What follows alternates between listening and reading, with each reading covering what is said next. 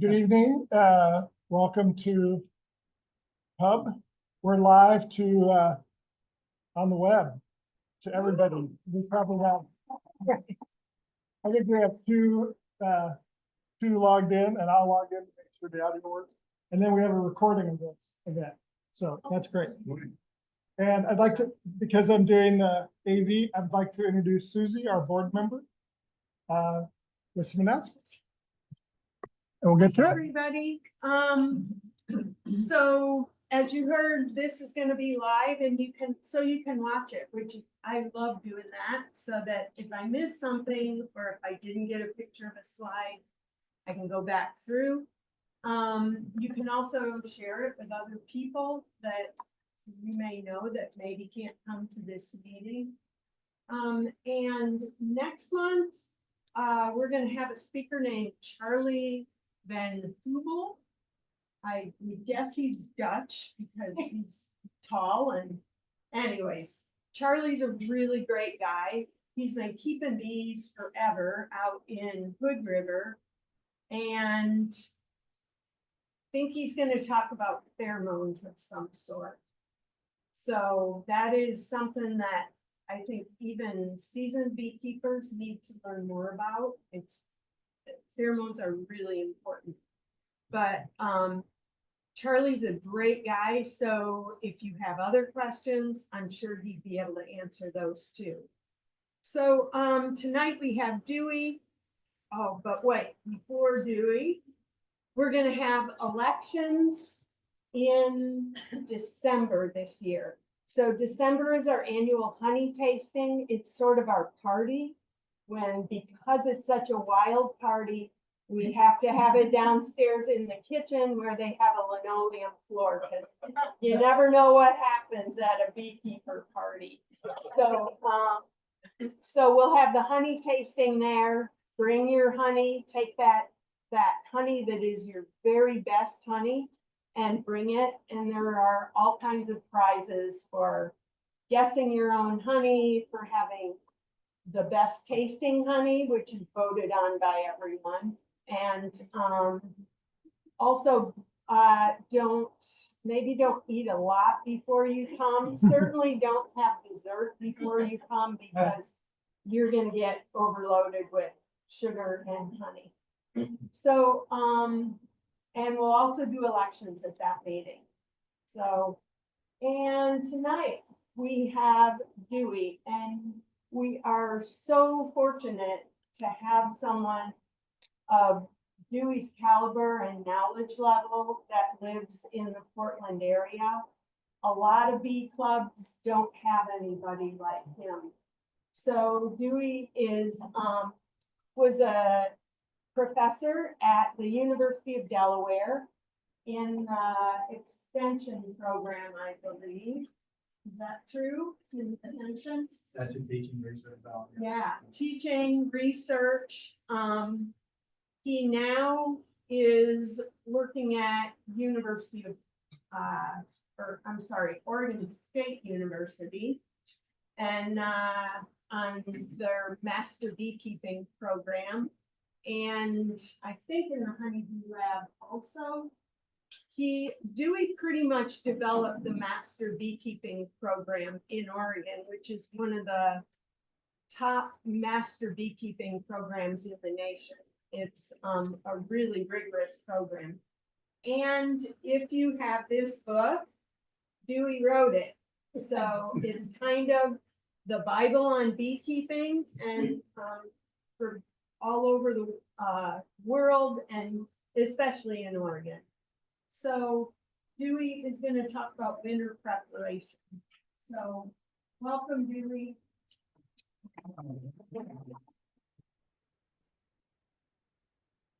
Thank you, Susie. Good evening, all.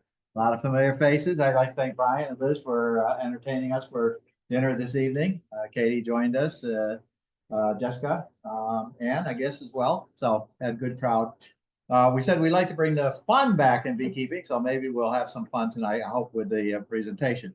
Fall is not a fun part of the year. It's a lot more funner than it is in the spring, if I can use that word. But it's also a busy time of year. So let's talk a little bit about some of the fall preparations. As we go along, please shout out your questions, raise your hand if you want. For those on Zoolandia, same, if they raise their hand, we'll try to handle them as they go along. Do I have advance or you have? You just tell me. Okay, advance, please. Okay, let's get started. All right. Maybe there's something wrong with this colony. They aren't producing anything useful. This has been quite a year, very different from last year. And of course, that's what bees and beekeeping are all about. The years are just very different. So if you had some very unusual things happen in your bees, like maybe they swarmed at an unusual time, you had all kinds of problems with queens, mite numbers were very low, and then boom, they all exploded. Kind of unusual things that happen. Yes, it's the year. All right. It's not you. It's not the beekeeping. It's the year. All right. So in every year are different. And of course, every colony is a different family. And it didn't happen to all of them if you've got more than one colony. And I hope you've got at least a couple of colonies. And right now you're thinking of a resource colony, trying to get a resource colony through winter. Next one, please. Maybe there. So we'd like to have you be on the lookout. A few of you, a couple people in this area participated in an annual look at bee health run by a U.S. Department of Agriculture agency, APHIS. And one of the things they're looking for are things that are not now in the U.S. And of course, our big thing that is not now in the U.S. is what we call the trophy mite or Tropolaelaps. And it's still also a pretty big mite. So these are sort of relative. So this is the immature, the male immature, well, that's an adult at this stage. This is what our varroa mite looks like. You can see this is still a pretty big mite, but it has some different things. And we're really kind of concerned. It has an alternative host so that if our colonies go broodless, we're looking at that at OSU. In fact, our colonies do go broodless for a little bit.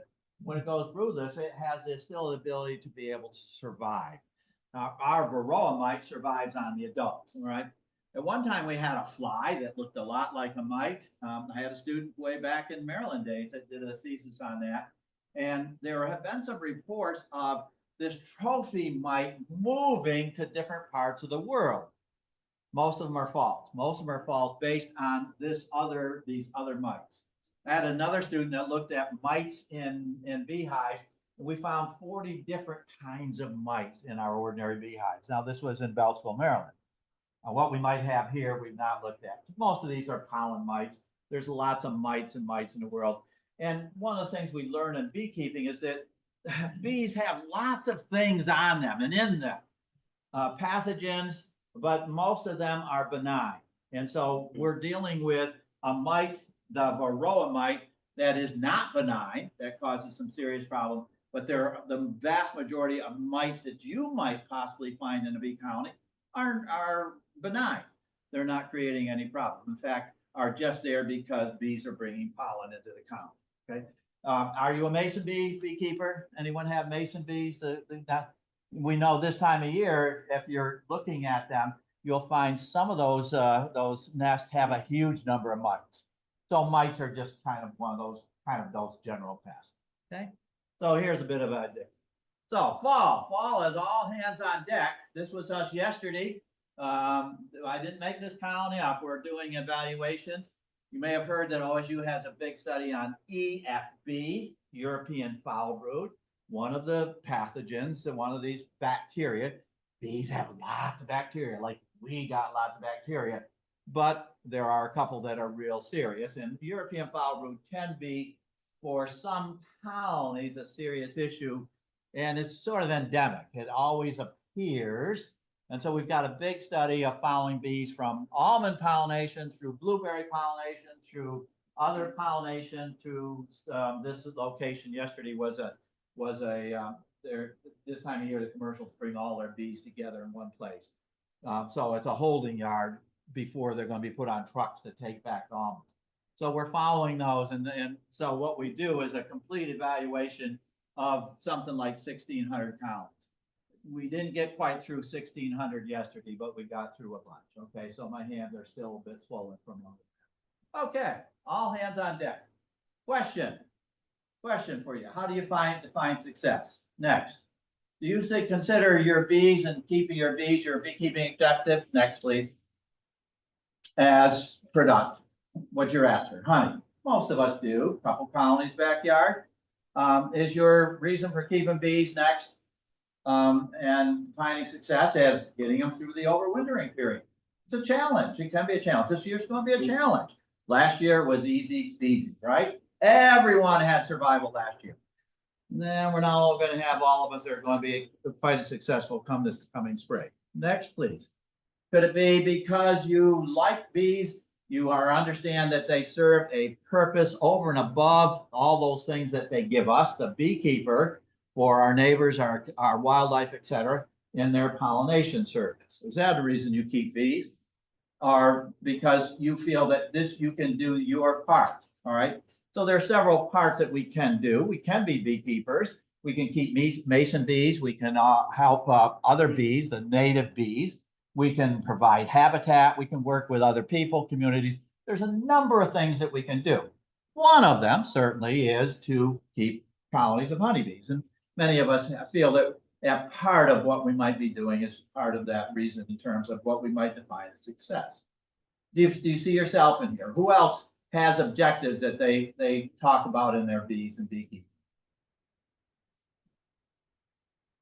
Anyone? Happy and survival. You have an itch to survival. Okay, all right. I have a friend who keeps bees for apitherapy for the plague. Apitherapy, bee apitherapy. Yep, yep. Very ancient. You know, I go to Bolivia. I'll go in next month to Bolivia, and there I keep bees. And what we do is we sell products for people for bee health. Okay, and honey is just to make the medicine go down, to make that propolis go down, and make the pollen go down, the royal jelly that we also harvest. Well, the success is predicated on these kind of three keys. Can we roll back just a second? That we understand a little bit about the bees, applying bee biology. We're managing a population, actually two of them these days because of the varroa mite, and then we anticipate, not react. And so this is sort of dedicated to that anticipation. So in fall, this time of year, what are some of the things that we might anticipate we might do with our colonies? Okay, now we can go. It's October. What should we be doing? Talk a little bit about my sampling, hive weighing, feeding, and then comments on avoiding heavy losses. And as I indicated, as you have your question, please shout them out so we don't go by them. We get them coming. Now we can go on. Ready to go. All right. You know, I do a survey every spring, hosted by the club here, hosted by our website. Thank you. And this is our record of what has happened over the last 10-year loss history since 2014. You can see the numbers go up and down in any one year, but the red line is the trend. So we are certainly on a trajectory that we are doing some things differently collectively as members of this club and members of Oregon beekeepers, Washington beekeepers, the same thing, that the numbers improve. You can see last year, this past 2023 wintering season, we had one of the best seasons that we've had in a number of years. I will do this again this coming spring. And if you have overwintering colonies, if you want to make some notes and then join in participating in the survey come next April, you'll get a message that the survey is now open. It's usually the half of March and then in April. If you wanted to go ahead and add some information. Appreciate it. Thank you for those. This is Honeybee Survey. You use your search engine, Honeybee Survey. Okay, so what happened this year? Well, we had a fantastic overwintering period, even for the members of PUB. Lowest level of losses that I have been able to record in 15 years of doing this in Oregon. Fantastic. Okay. This is about Valentine's Day. If you pop a cover on most of your counties, this is what you're going to see. Small number of bees. What we do in terms of our counties, and we count the seams. So how many seams of bees do we have? We've got, this is on the edge. So we got 1, 2, we got 3 seams of bees. So that's quote normal for mid-February. But normal is, you know, all beekeeping is local. Whatever is normal for you It all depends on how many in the fall and how many in the spring. So most of the colonies survived. Then they built up. We had, if you recall, we had a very mild December and January. It was a false spring, if you would, for our bees. They thought spring had already arrived and they started developing. February stayed mild, and then we had March and April. Okay, last year, very unusual winters. Usually we get some swarms. We had some swarms in March, had very few in April, and then they slammed us in May. All right, next, our colony swarm. And it was a bit of an unusual year in terms of swarming. Normally the numbers build up. We had some and then none, and then it built up, and then all of a sudden it came, and it stayed later into the year. All right, so part of what the year was, okay, a different year. So if you had a different year, next, if we could. Some colonies were supered. So this is in the pub apiary. These are Tim's bees. Tim Wessels was an early founding member of the pub group. And of course, under the St. John's Bridge, where we have the pub apiary. Remember that this coming Sunday is the last of the pub sessions. Jenna will be there, and hope you'll be able to join us for pizza. Unfortunately, I'm not going to be there. I do a honey festival in Arkansas this weekend, but come and have some fun, have a chance to look at the bees. And of course, you can see these bees are supered.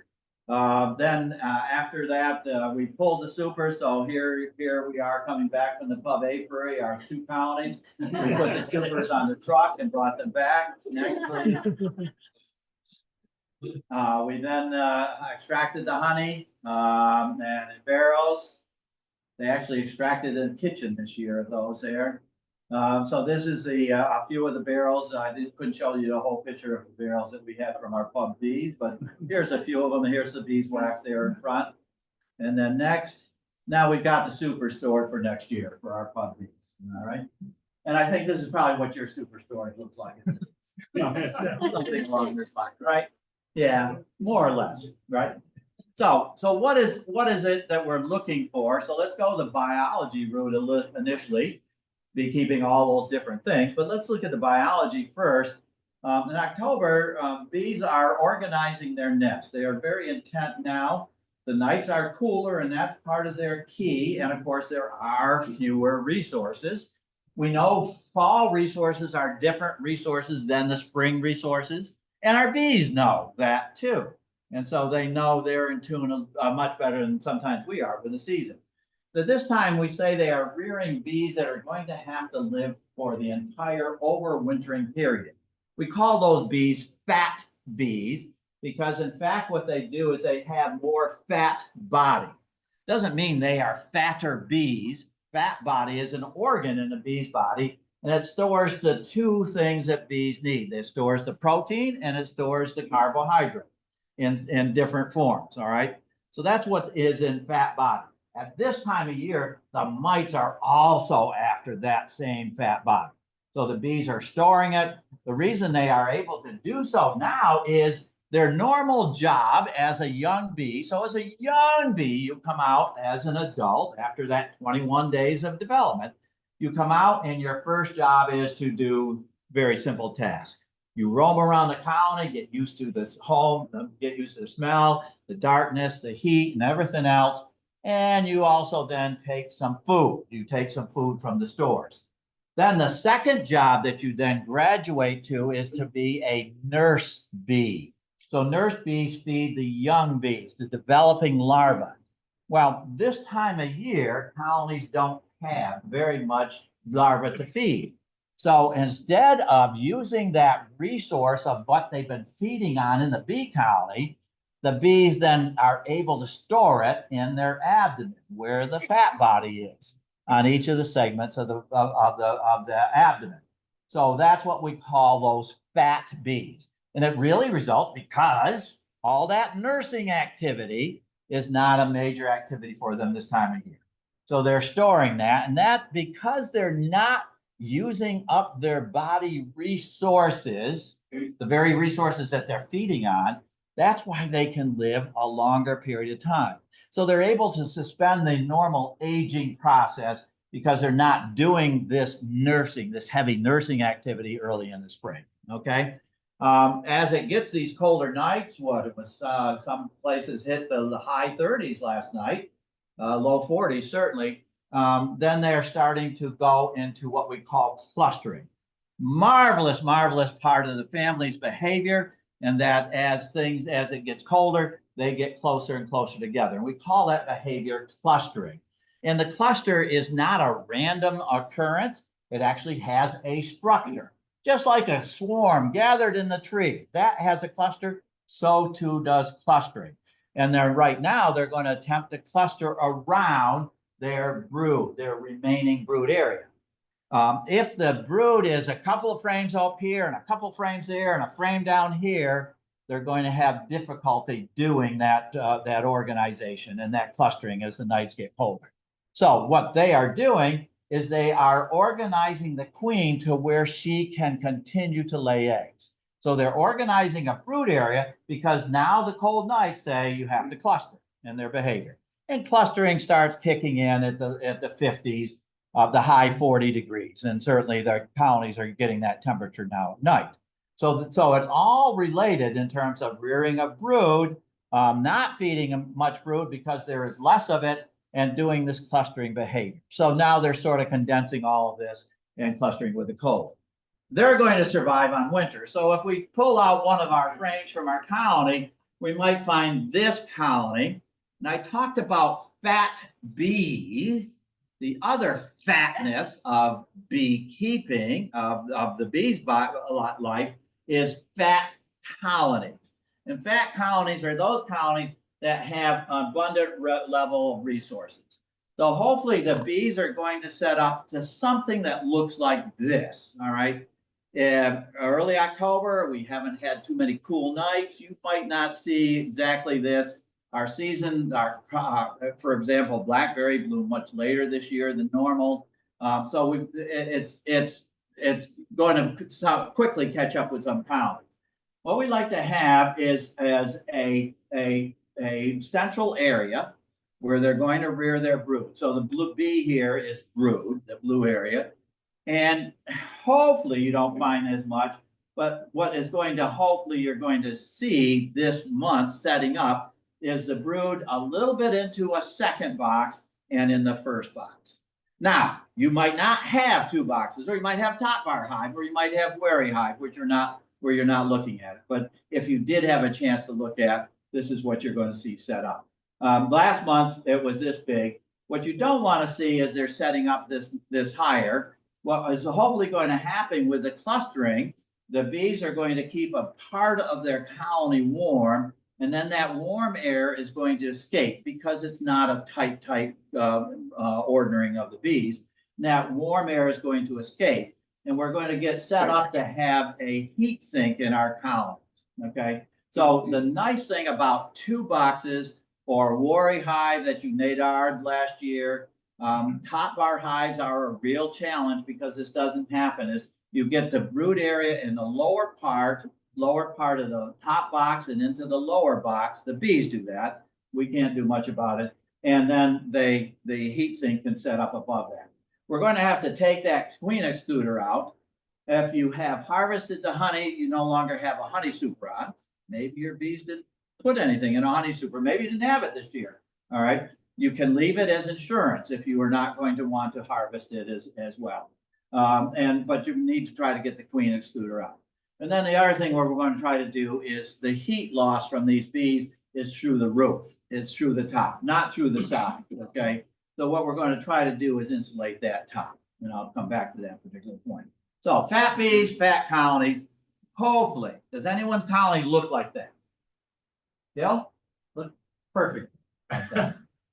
Well, my colonies are doing odd things at the moment, but I have two colonies where they're very happy in the lower box and the frames look somewhat like that. And they've done virtually nothing in the upper box. And so there's not much stores in that upper box. Stores, try to decide with feed, try to get them to actually increase the stores or just deal with one box. Okay. They look good in the one. Okay. Katie, how do yours look? Do yours sort of look like that? That's the year, okay? This is kind of a crazy year, yes, please. Two that are, of my three that are nicely down at the bottom, but they haven't finished capping the nectar in the bottom. But they haven't finished capping the nectar, which is okay. They're just intent on doing some other things. It is fully ripened, so that's not an issue, right? I have two hives that are gangbusters as far as the number of bees, but I have very little brood. They probably less than a full frame. Then less than a full frame, Yeah.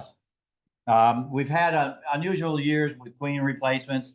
It could be related to that. But the other thing is if I can go right back to that one, perhaps another second. I'm going to get to this one. This is where the problems start coming in. Can we go back?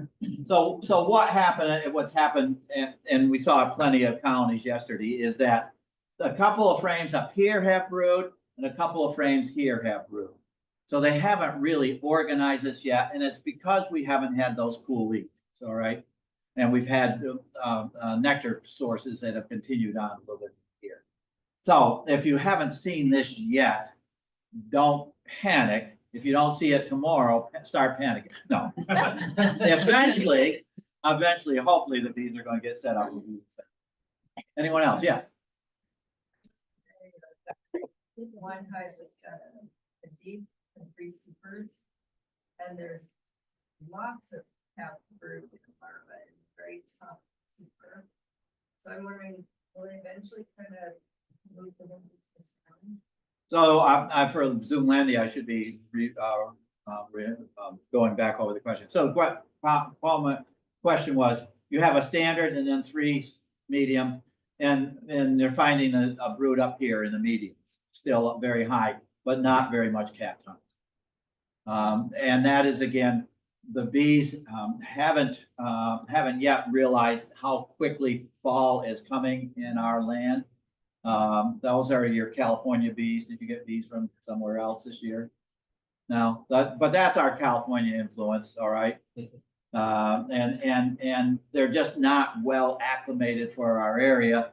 But good colonies at this point should be pushing that brood down. They're not getting rid of brood. What's happening as those bees come out as adults, then they're not allowing the queen to come back and put some eggs up there. Okay, so they're pushing the brood down that way. Many colonies are just getting started. I probably looked at 100 colonies, maybe 200 colonies yesterday, and only about half really realize what's going on. Okay, yes. And are the worker bees in charge of marking whether or not the queen goes up there, or is the queen knowing don't go up top? So the queen has only minor roles in any of this. So it is the worker bees that are controlling this whole process. Yeah, good question. Yeah. Yeah, I've got two brood boxes, and looking at the second brood box, they really haven't laid eggs or done much in it. The bottom seems fairly full, and I'm concerned about taking that box off because of swarming in the spring, if I make it in spring. Would you normally take the second box off? No, you would leave that for winter. I did not have a second box last year. Okay, okay. As spring approached, they swarmed. Yes, twice, yes, and I couldn't get the swarm, so it really hurt me. yeah. in the summer. So they never produced enough honey to extract any honey. And now I'm in the fall, I've got apivar strips in there that I'm gonna take out Thursday. Okay. And I'm wondering, I want to put a candy board on and a pollen cake. You're packing a lot into this question. Okay, you got 5 questions so far already. But are you picking this up for the people on Zoom? Are you? Yep. With the questions they can I hear? believe Okay. so. So the point was that starting with colonies, we start with 1 box. In some seasons, we just never get them in a second box. And so comes over winter successful last year, they then swarm. And so that set their whole cycle being very different for the year. But now there are 2 boxes on there. The top one is mostly honey, or should be in a month for sure, all right? And the brood should then push down. And usually they're a little bit between the boxes. So that's what you'd like to see. Now, the other question then relates to swarming. I don't have time to try to cover, that's a whole new topic, but basically what we're going to attempt to do is to control that population growth, population management. Second point I made, control that growth so that they don't get into this mode that they want to do the reproduction themselves. And our management, putting very simply, but it is very complex, if we can keep a colony from swarming, we are in control of the colony.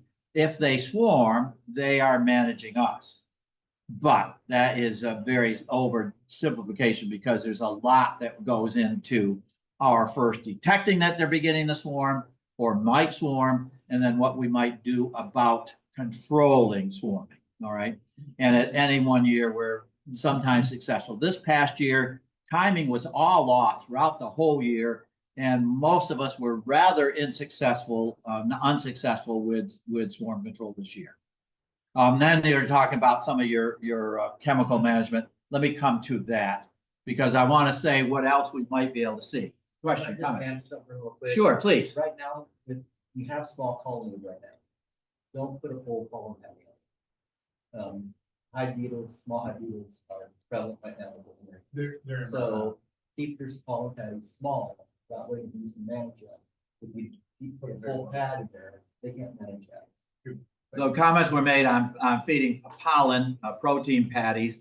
I have a slide, I'll quickly talk a bit about that, but the point made with small colonies, do not put a full colony, a full pad that you would purchase of that protein on your colony because it can be attracted to small hive bees. We'll come back and talk about that. So this is what we hopefully are not going to see to any great extent if you go into the brood area. Look at those frames, not those with honey, not those with eggs, but on the frames that have a mixture of cap brood and brood that has been open, cap brood that has been open. There are several things to look at on this particular frame. So here's a frame that we pulled out of a colony, fairly new frame, no drone brood and no drone cells. We look at this pattern here, and this is the kind of pattern we like to see in cap brood. Pretty solid. Most of the cells have a developing pupa in them. But if we come back and look back here, where this is a little bit older, so the queen laid eggs, the eggs went to the larval stage and then larval stage to the cap stage. So she likely started more here where it was warmer and then moved to the outside. Look here, there's quite a degree of spottiness to this brood. In other words, most of the cells do not have a capped pupa in them. Many are what we call open. So these are 4 cells here, 4 cells here. They may have had, the queen may have laid an egg there, but when we look in the fall, we don't see them. So spottiness is one of the factors we look at. Second is, when you pull out the colony, even in the middle of a nice day, yesterday, middle 70s, bees flying, there ought to be enough bees to cover the brood area. Okay, there is not here in this slide. There's not enough bees to cover that. All this brood here is uncovered. All right, there ought to be a mantle of bees wherever there is a brood. In fact, this time of year in the 70s, you're going to have to blow on these bees. You're going to have to touch them lightly. You're going to have to use your smoker to get them to move so that you even see this pattern. If you see this pattern without doing that, you're low on adult bees. All right. So already the colony is at a disadvantage if not enough adults. Then the spotty pattern.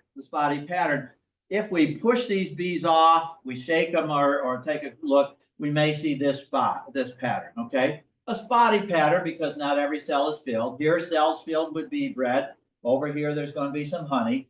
I push the bees away so we can see here, so we don't know adult population.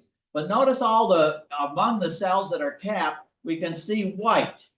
We can see white in cells. Well, that's the developing pupa of the bees. It should not be uncapped. All right. The worker bees are uncapping it because they are detecting mites in the cells. After the bees do nurse age bees, they then become hive duty bees, processing food, building comb. And those are the bees at this stage that are policing their queen, making sure everything in a cell is healthy. Well, they're smelling mites. They're smelling reproducing mites in the cell. They're actually detecting that with their antenna. And so they're pulling cappings off, but they don't know which cell has that mite in it. They can detect in this area a cell with a mite in it. And notice they have uncapped 4 different cells in that particular area. They're looking for the one that has the mite in it. The founder's mite runs out. So they don't kill the mites, but what they stop in that cell is the reproduction of a mite. Mites have 2 phases in their biology: reproduction, and then they ride around on the bee bodies, what we one time labeled as phoretic or the dispersal phase. All right. So this is the reproduction stage that they're looking for. And mites only have 4, 5, or 6 reproductions in their whole lifespan. All right. If the bees stop them from doing it one time out of 6 as a maximum, perhaps, one time out of 4, they have stopped reproducing of that mite 16 to 25%. 1 in 4 would be 25%. So that is really useful. This is a behavior we call hygienic behavior. So the adult workers are doing this, all right? When they do remove the cappings, those bees that are detecting the mites are trying to do so, then the cleanup crew comes. All those young bees that are being born into the colony, this cell uncapped is not a healthy situation. It should not be uncapped. And so what they then do is they start cleaning out the contents. So here is one where you can still see most of the head. They've cut this bee back and the head is already gone. And here are just a few remains. So the cleanup crew follows those that are do the uncapping. If you have bees that are very highly hygienic, then this is what's going to occur. Or if you have bees with a lot of mites, this is what's going to occur. Now, what our problem with this whole situation is that now there's not going to be enough young bees born. Okay, enough young bees that are going to survive this process of the sisters looking for those darn mites in the cell, enough of them that will be born that you have enough of the population. All right, we can already assess there is an inadequate population here in the county. So the next time you go in a county, take a look at that. We should see some of this. We should see some of this because most of our counties have a level of mites at this time of year. Carl. In the process of high mite notes causing them to uncap and clean it out, forcing the hygienic behavior, does that then become something that they've learned and carry on? Yes, it is. It probably is a learned behavior. It's a behavior that is also genetically inherited. All of our stock have some degree of hygienicity because basically all of our stock reverts to bees raised in California, and the producers are doing this selection for this hygienic. Now, the difference is if you live near a forested area, further out in the country, or Mount Tabor perhaps, and the swarms that you happen to capture come out of bee trees, and the bees are survivors of a winter or a couple winters in a bee tree, then you're going to be working with survivor stock, which is different from the rest of us that work with California bees. All right. You may not have bought bees for a while. All right. But you still have California bees because that's what everyone has. If you capture the swarm down the street, then you have California bees. And all of those have this hygienic behavior. Questions, comments about some of this? Clear as mud, right? Way deep into biology. So let's dig our way back out. Okay. Would we use a green frame at this time of stage? No. So the green frame is a frame that we would use to try to rear drone brood. The bees will not do that behavior for us this year. There are some things we can't do with bees. Would you believe that? There really are some things we can't do. And one of them right now is we can't raise drones. Next, please. Go on, next one. Dewey, Okay. if you catch a swarm, is there any way to tell whether you're catching your neighbor's bees or bees? No, there really isn't. No. If the queen bark. If the what? If the queen bark, no. Now, in that case, what the feral bees, would they produce smaller colonies? No, not necessarily. No, because it depends how long they've been in the bee tree. essentially. If you're using that as your selection process, you're going to have to keep, you need to be located near that type of a location. And you need to keep doing this year after year after year. Okay. All righty. So we often talk about the fall as a new year. We should begin by monitoring, in other words, sampling our bees. If you don't monitor, you're blinded, right? As this fellow is, right? All right, so don't stick your head in the sand or cover your eyes. Here's the way that we recommend monitoring. In your colony, take a sample of bees. So here's our frame from a nuke box. We look, we hope we don't have the queen. We're going to shake a frame or two frames into a white container or white dishpan, for example. And then in that white dishpan, we're going to take a half a measure cup, an ordinary kitchen measuring cup, a half a cup. We're going to look and see, make sure we don't have the queen again that we shook into the dishpan. We're going to then scoop out a half a cup measure, and then we're going to use a measuring device. You can make your own. This happens to be the Vita Pharma one. Might check, a good one to use. And basically what this is the basket that fits into another container, a bigger container. And then once we put the bees in, half a cup is roughly 300 bees. We're then going to add a rinsing agent to wash the mites off the bee bodies. In this case, rubbing alcohol, non-sudsing soap. We're going to put that in after we put the bees in. We rinse the bees, and then the white, darker white is the basket, and then the liquid below that is our alcohol. And by swirling that for about a minute, we will wash the bodies of the mites off the bodies of the adult bees. All right.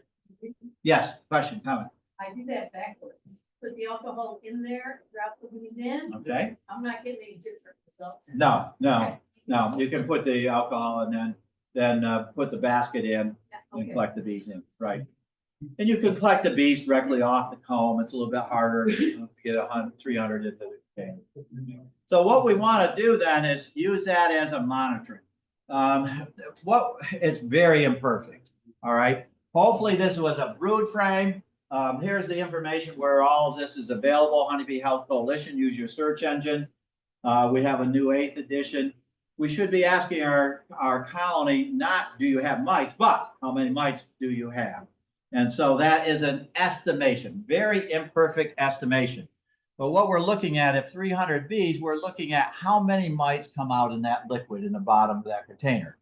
And what we want to find as a number depends on the time of year. Roughly in this time of year, we're looking at a number that is 2 to 3%. So 6 or fewer mites, 2% of 300 bees is what you're looking for. Now, I mentioned the other aspect, so that's some biology. Now on to the population aspect. So let's get into our populations. We're managing 2 populations. This is what we're trying to do. The blue line, our bees, all right?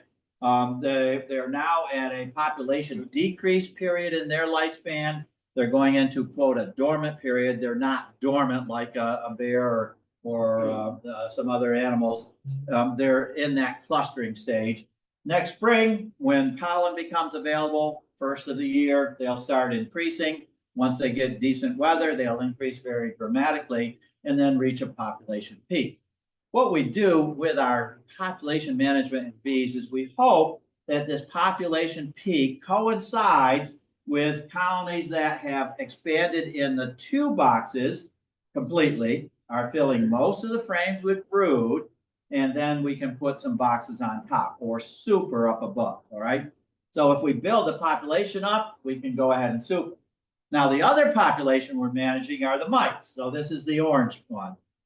They're fewer survive in the winter. They build up more slowly, but you notice their peak now is when the bee population is decreasing.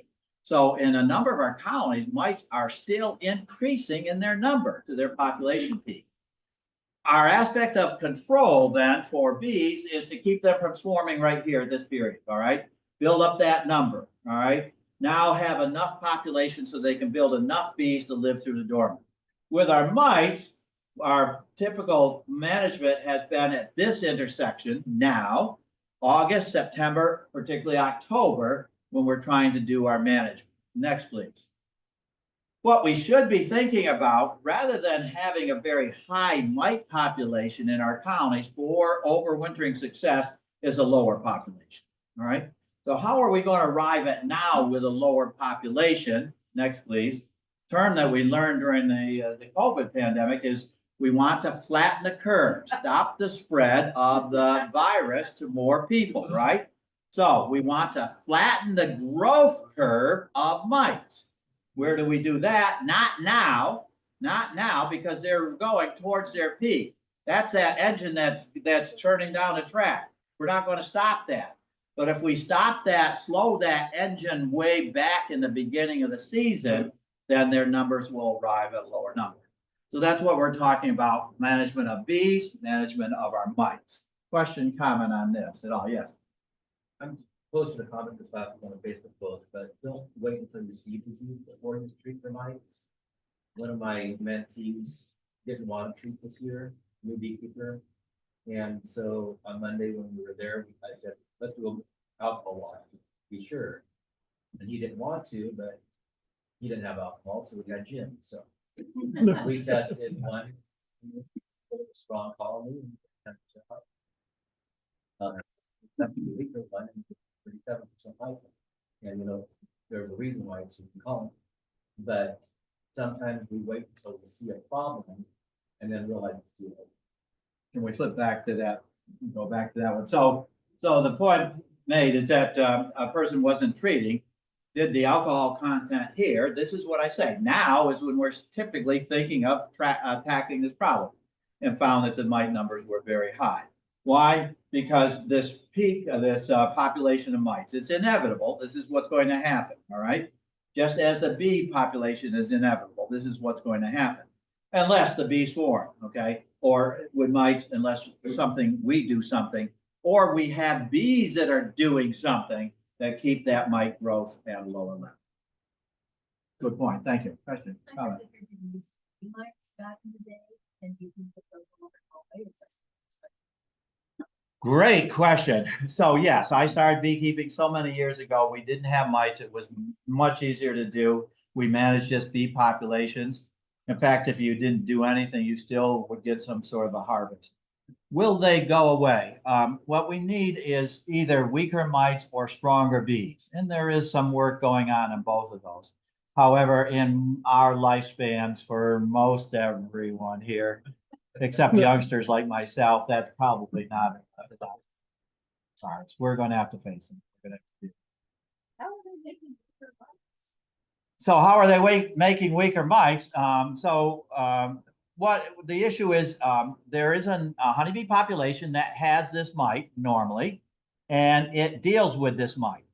This is the Asian one of the Asian populations of honeybees. The beekeepers with that bee don't have to control mites because the bees are controlling the mites. All right. So the mites are not able to exploit that population of those bees.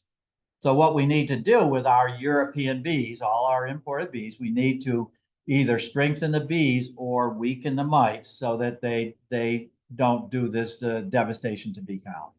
Straight from the bees, I'm trying to figure out how you weaken mites, but don't worry about it under that for a few days. And send you an email. Okay, good. So one of the approaches in terms of weakening the mites is without our intervention. In other words, now having mites that are not able to recognize that this cell is about to be capped. All right, that's when they go into the cell to reproduce themselves. So that if we can somehow interfere, or we find a population of mites that can't detect that right stage to go into a capped cell, then they're going to have less success reproduction. Okay. If we can develop mite populations, or mite populations develop that only reproduce in their lifespan twice, all right, we can come up with some scheme to kill them one time. So we're going to really affect mite reproduction. That would be weaker mites. They don't have a chance to reproduce as much in our bees. Okay, so there are a number of ways of looking at attacking this whole thing. Okay. Yes, So you're talking about treating earlier and populations are increasing for this area, June, May, March? or- March, April, starting, because that's when the mites start that growth, they start their growth phase. At that stage, our bee colonies in most Aprils, we can do almost anything to a bee colony in April and they survive. Despite whatever we do, okay? So you can really mess them up in April and they still go ahead and survive the rest of the year. So that we can be pretty darn aggressive in terms of anything we might do in terms of mite control. So March and April. Starting March is not in most years. This past year, we would have wanted to start in March because April and May just were such miserable bee months that we just didn't get much done. The bees didn't know that. They just kept growing in March, in April and May. So what have we got for tools? We got lots of tools, all right? The issue is virtually all of our tools attack one stage of their two-stage life history, the mite's life history. They attack the mites that are on adult bees. All right. We've got to hit the reproduction of mites to have any chance of winning this game. Okay, to be successful. We don't have tools. We have virtually no tools that will work. We have one. The one tool that does work is an acid, formic acid. All right. So we have one tool that does work at that particular stage in our development. Where's our formic? Our sampling. One of these is formic. No, it's our sampling. Formic acid is a very, very strong acid. The issue is it does affect the male mite. You saw an illustration earlier. And it is not able to reproduce. It's not able to produce the sperm. And then in the enclosed cell, the male mite, the brother, is not able to mate the new females. So when the cell is opened and out comes the adult bee, the founder's mite comes out, but the offspring that she has produced, her female offspring, have not had a chance to mate. And so they're not able to produce the eggs to continue. That's a weaker mite, okay? And we're affecting that with formic acid. The problem, of course, is all of our externalities, including these viruses, have side effects. And formic is a very strong acid and has the most side effects, all right? It really, really hammers the colony in development. Well, that's okay in April because, as I said, you can do almost anything, the colony is going to survive. It's a real rough road right now, this time of year, because if you stop the queen from laying eggs, you kill the queen, and formic does both of those things, you're not going to have a colony to talk about next spring. Okay, it's not going to get through winter. All right. So one of our tools right now just doesn't work because the chemical is so strong, it has a lot of negative effects in the colony. Okay, but we have some other tools. Okay, so this is that Formic Pro.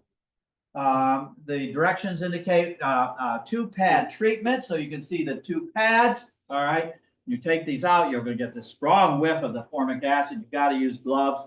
You should have a respirator, should have eyeglasses, long sleeves, etc. We can do a single pad treatment. Let the bees use the material, the acid from the pad, and then put the second pad on sequentially rather than the 2 at the same time. That is less effective. But there's always a but, right? The bad news is that doesn't kill the mites. One pad doesn't kill the male mites, or doesn't affect the male mites in their sperm deposition, okay? So we have to have the 2 pads, and that is really going to hammer colonies. Next. So we need to make that assessment. I guess that's what I said on the last one. What did I say in the last one? If the mite numbers are high, did I say that? Mite numbers are high. So you did the assessment of your mentees colonies, very high mite numbers. So we got to knock them out. So this is about our only treatment for knocking them out. If the mite numbers are low, let's hope that they are, next one, then we have a couple of options. We have the essential oils, the Apiguard, Apolife Var, And we have the synthetic, next one, the synthetic strips of the Amitraz, the Apivar, okay, as a synthetic treatment. So if the numbers are low, then those are treatments that will work, okay, that are very effective. Next. So in looking at the colonies that we saw, I was in a couple hundred colonies on it yesterday. We saw a large number of colonies that were being fed. So here's 2 boxes. Here's the second box, the top box. You have a spacer around here. And then these are the protein feeders, the protein patties. One almost gone, a new one just added. And then the beekeeper is using a chemical that he is an illegal chemical, but he has impregnated a sponge, in this case a shop towel, with one of the other acids. This is oxalic acid. This is totally ineffective right now, this time of year, but every one of the beekeepers is using it. And I saw 100 colonies with this as a treatment yesterday. Okay, so for a commercial. So the pad's illegal, it's not effective, is the vapor effective?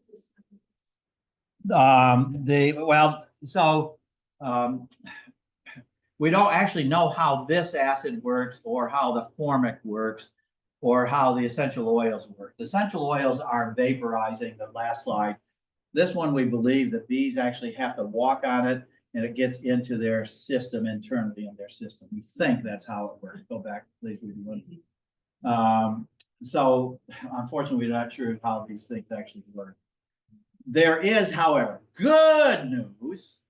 If you've got a large amount of money, of course, that defines everyone here because you're beekeepers, right? Throwing all this money at those bees, all right? We now have a legal product, all right? You can now buy Viroxan. Viroxan is a legal product that has oxalic acid, all right? This treatment is a long treatment. It's left in the colonies for a length of time. This time of year, it doesn't work very well. Why the commercials are doing it is if this beekeeper has more than 1% mites, he or she is treated right now, okay? Backyard will go 2 to 3%, but 1%. And so in this whole operation, found colonies that had more than that, so they're treating. The oxalic acid is a very poor knockdown compared to formic acid. It's a weaker acid, but it's an acid that can keep the mite numbers where they are. So if you have in your colony low numbers, oxalic is a very useful treatment. So oxalic acid for most of us will be most useful in March and April. So be thinking of your bee supplies next year of ordering this material to use in March and April next year, all right? That along with managing drone brood removal, the brood break are non-chemical ways of keeping that population going. So this whole idea is that there is no silver bullet that we can do to help our bees. So what does your box, your toolbox look like when you go to do jobs around the home, those honeydew jobs, okay, on the coming weekend? Is that what your toolbox looks like? Is that what your toolbox looks like when you try to fight mites? Or does your toolbox look something like, next slide, something like that, okay? And that's what we got to think of when we're trying to manage this very serious pest of varroa mite, right? This year, you've lost the battle, okay? If your colonies have high mites, yes, you can use formic still, but you may end up killing the colony, all right? Good news, you kill the mites. Bad news, the patient doesn't survive, okay? So we don't have a lot of options, but this is looking forward. Fall is the beginning of our beekeepers' new year. Let's have fun next year instead of fighting mites this time of year, right? And let's think of season-long mite control. So that's an integrated management, not relying on a single chemical because no one single chemical does the job. And let's think of what is happening to the mite populations and not only manage our bees, but manage our mites, okay? So if you didn't bring note paper, write on your hand, take your pen, write on your hand. Next year, I will start early and I will control my season. Right? Next. I think that's about it, right? Dewey, Yes. you said, oxalic is not effective now until spring, but, the vapor in December, we already heard for several years, that's the time to do it. So I'm sorry. Yeah, let me circle back to that. An excellent point. Thank you for bringing it up. All of these tools have a good time of a good way to try to use them. Okay. Let's say I want to put a nail in that wall. Okay. In my toolbox, I have a screwdriver. I can use that to put the nail in. I got a wrench. I can use that. I can pound with my fist. But the best thing in my toolbox is a hammer, put that nail in. So what in now coming the rest of the year, what's our best tool that we can use to fight mites? All right. What is the hammer that's going to hammer the bees? And the point made is that oxalic acid, when there is virtually no brood or very reduced amount of brood, is a very good, useful tool. And we do this by either dribbling it or by using fumigation. We're also now looking at oxalic acid as a tool by using it extended. That's what this product is, Viroxan, like the shop towel. That's in colonies for 4, 5, 6 weeks. You put them in March, you will then have them through that period of when the bees are building up. And oxalic acid, unlike formic, doesn't hammer your bees. Okay, so it's a good tool. But it is also a good tool once the bees really get to having no brood. Not now, not this month. So generally think of the winter solstice. That's when, if your colony is going to go broodless, that's likely when it will be. So December, okay, end of December.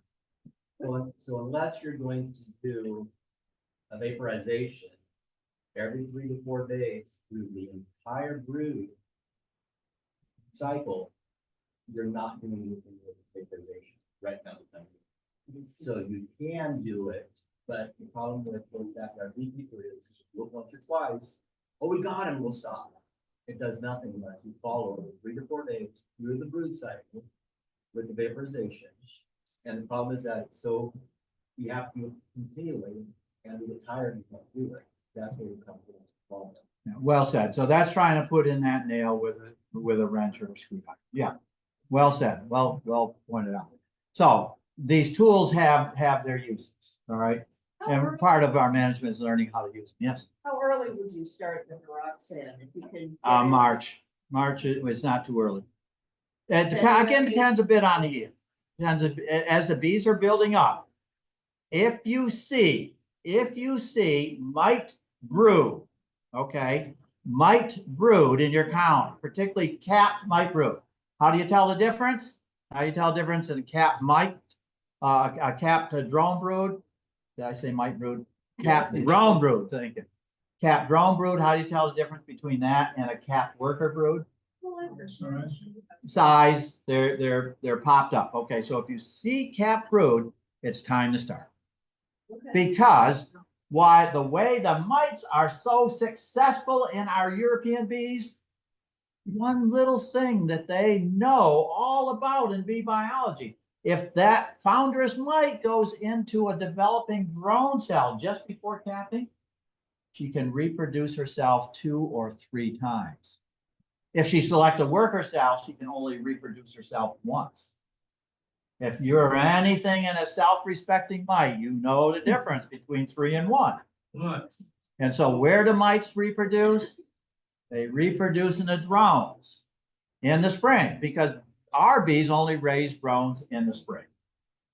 After the summer solstice, our bees, you can feed them very heavily and get them to continue rearing some drones. Now you'll see some drones in colonies, adults, but you're not unless there's a real issue with your colony, you won't see drone brood. So in the spring. So if you see it, that's time for starting this continuing acidification using oxalic acid in your colony. Yes. Like you mentioned, was telling me about the Viroxan or whatever, but that you can only buy it in packs of like 80. Yes. Is that And then once it's open, it's kind of, Yes, and it's not a resealable pouch. yeah, any comments on that? No, that's the way they wanna market it. If you can get a group. Yeah, purchase that's what we were in talking bulk, about, you know, yeah. buy Yeah. them and then share them Yeah. immediately, then that's Yes. a great way, but it's so expensive that you and I can afford to Yeah. just buy. And it is an expensive treatment. The other is, we use the APIGard the same way. The most effective way is to buy a tub, and that's again for a huge number of counties. So collectively, if you go in, several people buy the tub, and then you all use that way of using APIGard is much more cost effective than the individual tins. All right, should we be thinking of uniting counties in the fall? The answer is yes. Or no? Yes or no? It depends is very much an answer. Maybe, it's a good answer. And the maybe is, why is one of your counties weak? Why do you want to unite a weak county to a strong county? Do you know why that county is weak? If you don't have a clue, you might be giving your strong county the death sentence. Okay, you might be taking a problem, weak county, putting it with a strong county. Now, if you do know, all right, then yes, that will work. However, another option would be, rather than doing this uniting, we've said uniting, for years and years and years, use that as a smaller colony. How do we get smaller counties through winter? Enough food. Make sure that smaller colony, push everything together, make sure the 2 frames on the outside of that smaller colony are full of honey. It's essentially trying to overwinter a nuke, all right? So yes, we can overwinter these strong colonies. We can do a lot more harm with uniting. The other issue is it's October, okay?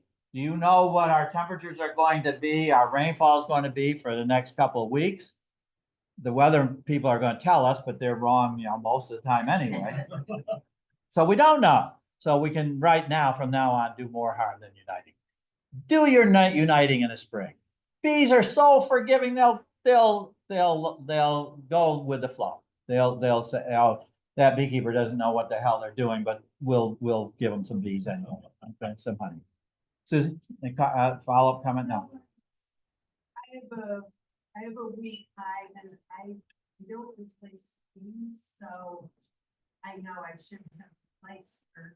She's still laying, but not well enough. But anyways, so I'm gonna put those bees on top of another hive to get them through the winter, because there's not enough bees there to make. So the point made here is give them some heat from a bigger, stronger colony by putting them on top. That should be over a screen. You don't have one, you can just use an excluder. Give them an upper entrance because you want those bees going in and out from the top.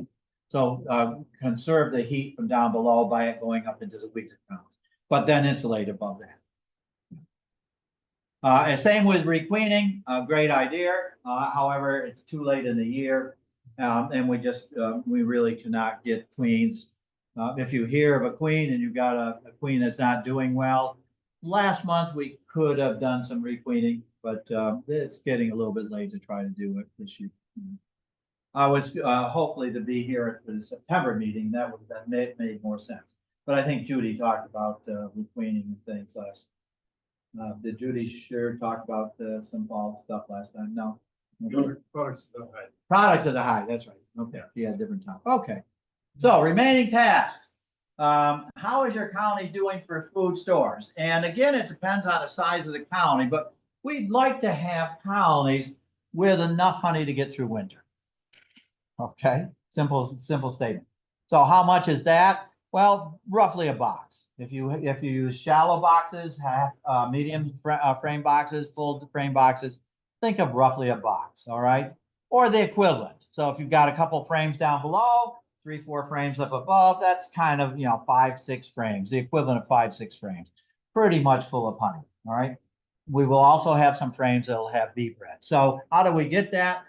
Some people very faithfully weigh colonies in the fall, and they have a target. So they're looking at a target of roughly standard size boxes of roughly 100 to 110 pounds. So if you have the mediums, do it, figure it accordingly, all right? If it's not, then we still have time to feed. We want to feed as fast and furious as possible. So here's above our second box.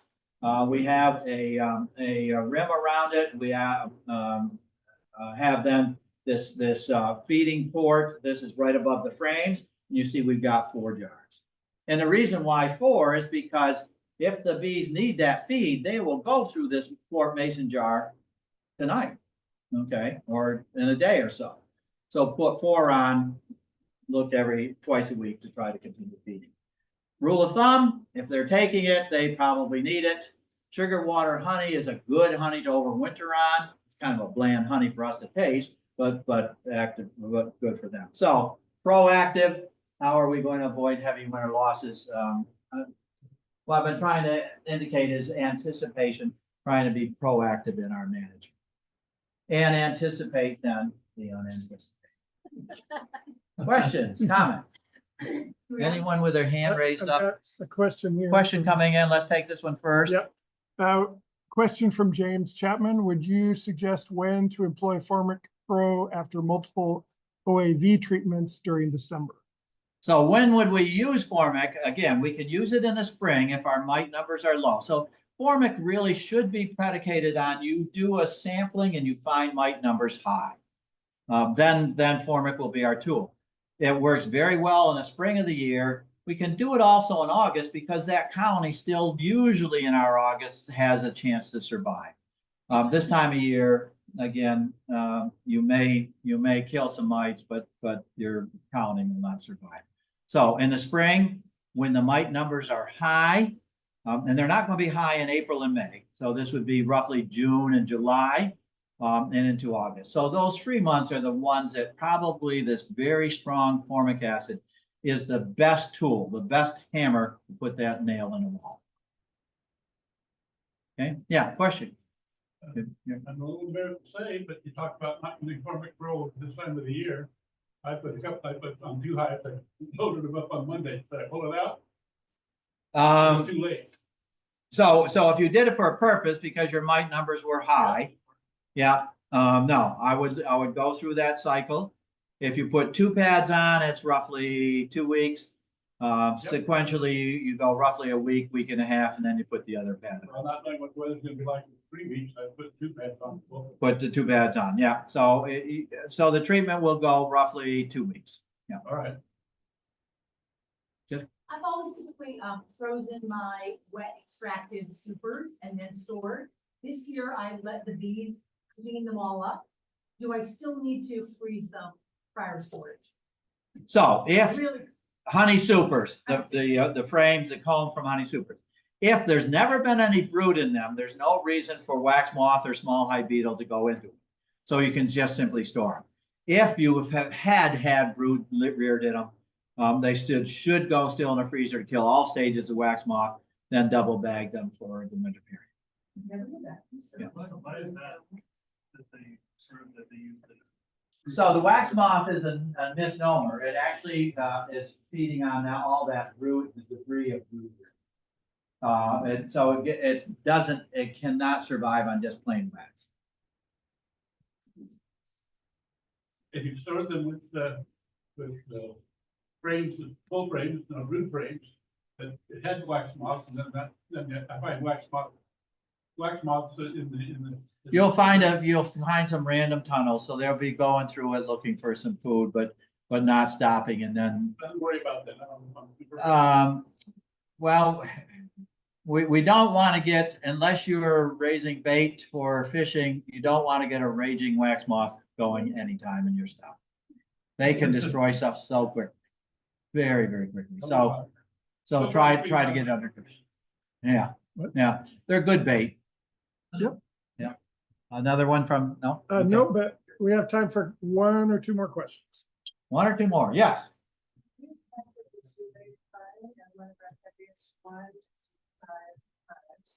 And so my week and my back next week and then I'm stuck. Nothing in there, no fruits, no dead. So, comment made, perhaps you didn't catch that one on for the Zoomers. Colony was great, gave some production, looking great, and then they absconded. No brood, had honey still in the boxes. But why did the bees leave? This is a good one. Take out a piece of paper and put something on that piece of paper and put it in a hat. Okay, then I'll start drawing those pieces of paper out in the hat, and that is going to be the reason why bees abscond. We don't know why bees abscond. Looks like swarming to us. They come out. They're not rearing queen cells. That's one big difference. High mite numbers certainly do. It's a continual problem I have when I go to Bolivia with my bees there, because that Africanized bee population does that all the time. I get 20–25% of my colonies that just simply up and leave. They abscond. They just leave home. All right. I can do it. Ants will do it. High mite numbers will do it. Looking at them cross-eyed will do it. We don't know why. We don't know why. It's not common, but it's very upsetting, you know, and it may occur in the very strongest colonies. It may be weaker colonies. In my Africanized bees, it's often the stronger colonies that do this.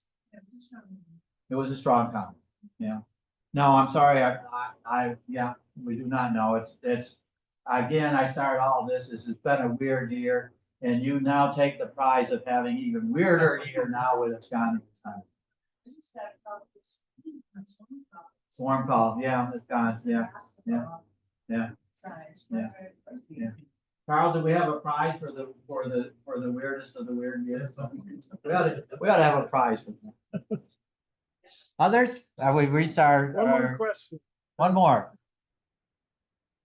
Who wants the honor, the pleasure of the last one? Had some great questions. Appreciate it tonight. I hope some of the answers have made as much sense as your great questions. And he'll be around afterwards to, you can buttonhole. All right, thank you all. Appreciate it. Good luck. Good luck. From now on, it's mostly his luck, okay? But feeding, we can still do the feeding. Still can do the feeding. If you get them into December, think of the oxalic acid fumigation or dribbling. Dribbling is you mix it with sugar syrup. Think of that as a possibility. But now start thinking, what didn't I do this year? What can I do differently next year? So this is all about the next year. Sorry, my last one. I have essentially a queenless hive. I have a virgin queen. I can't find her. No one's laying. It's a small hive. I'm not able to combine it with my other hive. Is it inhumane to simply, they have food, they're warm, to gradually die out? Is that an inhumane way to have them? One of the way we could make weaker mites is to euthanize the colonies that have a lot of mites. Is that an attractive alternative? It's hard to kill a colony. So we're beekeepers, we're optimists by definition. So we're going to hope for the best with a colony like that. The thing that you can do early spring is steal from a colony some brood and put it in that. And depending on how early the spring is, hopefully get a successful mating early spring from that. You're saying they could overwinter? They can overwinter. Without Yeah, we're optimists. We think, yeah, we're all optimists. At the beginning, you said last year's survival rates in winter were really incredible, and then you said this year not so much. Where's that? Okay, so where's that coming from? So in the last 3 weeks, I probably looked at 2,000 colonies. It's been a bad fall for doing people, and the colonies are in really rough shape. I've looked at a few of you in backyard, but most of these are commercial bees. They know what they're doing. They had the lowest level of losses they've ever had last year, and they're all now singing the blues. They just recognize that mite numbers are very, very high. And they've done the same thing, exact same things as they have in other years. So just as we have swarmy years, mighty swarmy years, we're into one of those mighty mite years. The mites caught up with us this year. We're looking at very high mite numbers in these colonies. I mean, mite for commercials, that means 5% mite level, you know. What'd you say? How many did you get in? 10%, 30. 10%, 30, 37. 30, yeah, very high. Question? How was their honey production for the commercial guys? Was it young? So honey production was about a third of last year. Okay, about a third of last year. So the honey that you're buying is last year's honey. You're not gonna get too much of this year's honey. They had such a good year last year, they got barrels of honey just everywhere that they can put them this year. Right now, still do. Okay, thank you. Thank you for doing it. Oh. No. No, when you go to. Mine, no, I've got some. Oh, do you? Yeah. I'm gonna tell you.